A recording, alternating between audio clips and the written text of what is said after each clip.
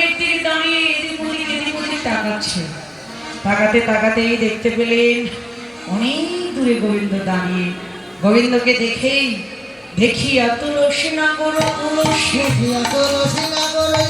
যতনে বসালো গাছে সকলে রায়ের গমন বোঝে একা একা এসেছ নাকি বলো বলো তুলসী একা একা এসেছ নাকি কেউ কি তোমার সঙ্গে আছে বলো বলো তুলসী। তুলসীকে দেখে গোবিন্দ বললেন তুলসী তুমি এলে আমার রাইধনী আমি কত দুর্গ। ওই যে রাধারানী বলে দিলেন চতুরের উপর চতুরালি না করলে কৃষ্ণ চতুরকে ধরতে পারবে না। চতুরালি করে তুলসী বলছে সামনাগো রাধারানীর সঙ্গ করবে। তুমি তো নিষ্ঠুর হে, তোমায় ভালোবাসলে তাকে কাঁদতে হয়, তোমায় ভালোবাসলে পরিণামে তার পরিণাম হয় চোখের জল। তোমার মনে যদি এটাই ছিল এই যদি করবে কেন রাইকে বাদিনীর ঘরে বসত দিলে। গোবিন্দ বললেন এধনী চতুরি না করো চাতুরি আমারই শপথি তোরে রাধারাম সব কহিয়া সকল শীতল করহ তুলসী বৃন্দাবনে কেউ যেন কার না জানো তুমি তো জানো রাধায় আমার কেনা, রাধায় আমার উপাসনা, রাধায় আমার তন্ত্র মন্ত্র, রাধায় আমার ভজনের গুরু। একবার যদি অযোগ্যকে গায়ে বাদর দেখাতে পারো জন্মের মতো আমি তোমার ওই চরণের দাস হয়ে যাব।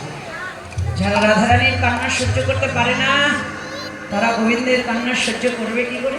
তুলসী গোবিন্দের কান্নাটা দেখে সহ্য করতে না পেরে গোবিন্দের বদনের দিকে তাকিয়ে বলছে সামনাগো কেঁদো না গো, একবার বদন তোলো, আমার মুখের দিকে তাকাও, দেখো তোমার প্রেয়সী মালা আর তাম্বুল দিয়ে তোমার যে আহ্বান জানিয়েছি। হে সামনাগো তুমি দাঁড়াও, গোবিন্দ ত্রিভঙ্গ ঠাঁয়ে দাঁড়ালে রাধারানীর দিয়ে মালতী ফুলের মালা তুলসী গোবিন্দের গলায় পরিয়ে দিলে।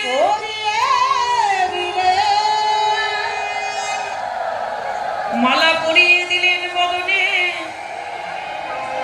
তাম্বুলটা সেবা দিলেন। মালা পরিয়ে দিয়ে তাম্বুলটা সেবা দিয়ে গোবিন্দ চরণে প্রণাম করলেন তুলসী। হে সামনাগর রাইকে যদি দিতে চাও এখানেই তুমি অপেক্ষা করো, সময় বুঝিয়া শেখরো আসিয়া সমাধর করে বলে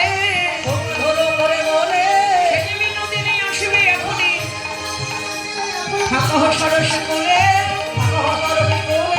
তীর ছিল না রাধা কুণ্ডের তীর ছিল না তীরে বসে নীল ভাষ আর জয় রাধে জয় রাধে বলো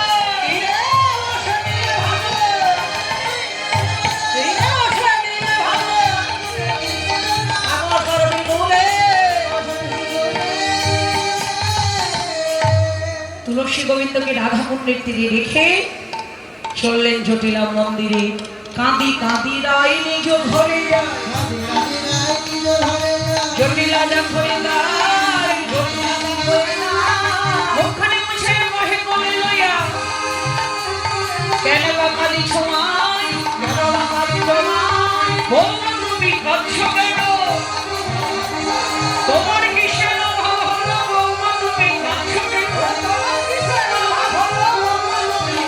কেন দেখিতে দেখিল সপন পতির অবঙ্গ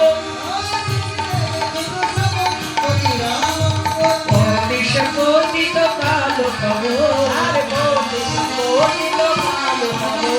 সূর্যদেবের করলে পূজার সকল বিপদ যাবে। দুর্গতি তাই বলি সূর্য পূজা করতে হবে। অধ্যক্ষে বনে গিয়ে সূর্য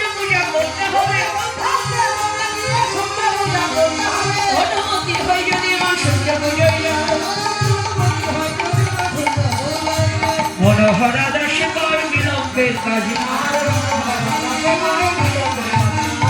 আর বিলম্ব করো না গো, তাড়াতাড়ি যাত্রা করো, আর বিলম্ব করো না।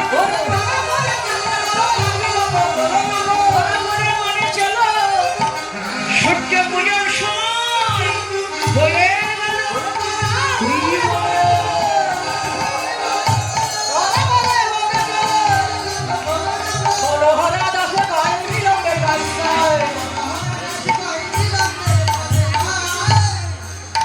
জটিলার অনুমতি ছাড়া কখনোই যেতে পারবে না, তাই ছলনা করে কাঁদতে লাগলেন। কাঁদি কাঁদি রাই নিজ ঘরে যাই, জটিলা দেখ হয়ে তার। হরি বল। রাধারানীর কান্না দেখে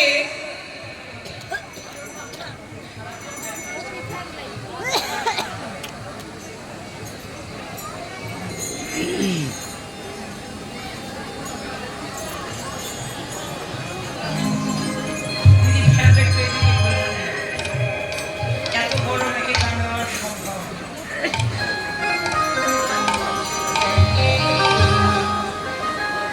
গরম মানুষের শরীরে গরম গরম পড়ে। জটিলা রাধারানীর কান্না দেখে এসে বলছে, বৌমা কি হয়েছে তোমার?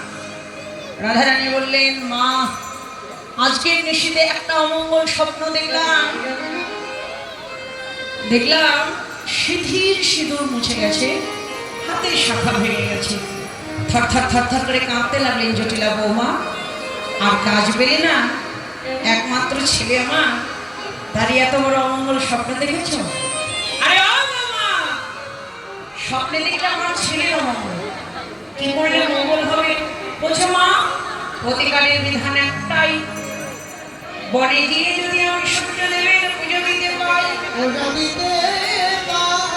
জটিলা বলছে, বাহ, ও মা, সূর্যদেবের পুজো দিলে আমার ছেলের মঙ্গল হবে? সূর্যদেবের পুজো দিলে আমার সংসারের মঙ্গল হবে? এটা তো উত্তম কথা। আর আমার মন্দিরে কি এখনো কিছুর অভাব আছে? সব আছে আমার মন্দিরে, সখীরাও তোমার সাথে আছে। বলে কি, আর দেরি না করে তাড়াতাড়ি মন্দিরে যাও। মন্দিরে গিয়ে তুমি সূর্যদেবের পূজার আয়োজন করো। যেই না অনুমতি পেয়েছে, সবাই উলুধ্বনি জয়ধ্বনি দিতে লাগলে।